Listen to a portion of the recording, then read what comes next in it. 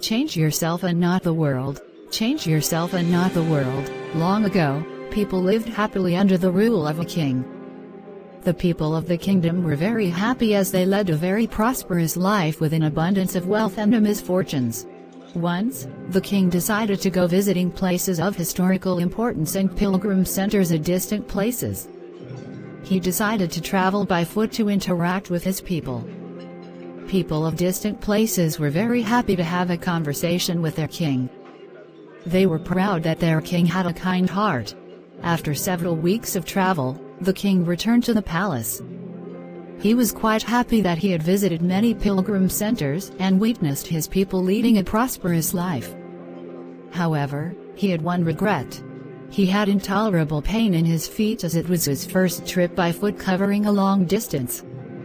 He complained to his ministers that the roads weren't comfortable and that they were very stony. He could not tolerate the pain. He said that he was very much worried about the people who had to walk along those roads as it would be painful for them too.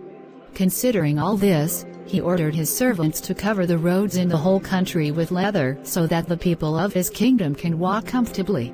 The king's ministers were stunned to hear his order, as it would mean that thousands of cows would have to be slaughtered in order to get sufficient quantity of leather. And it would cost a huge amount of money also.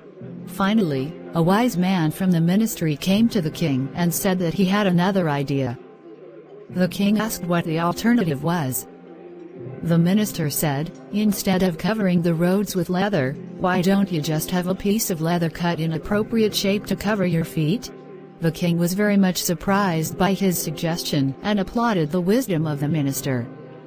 He ordered a pair of leather shoes for himself and requested all his countrymen also to wear shoes. Moral: instead of trying to change the world, we should try to change ourselves.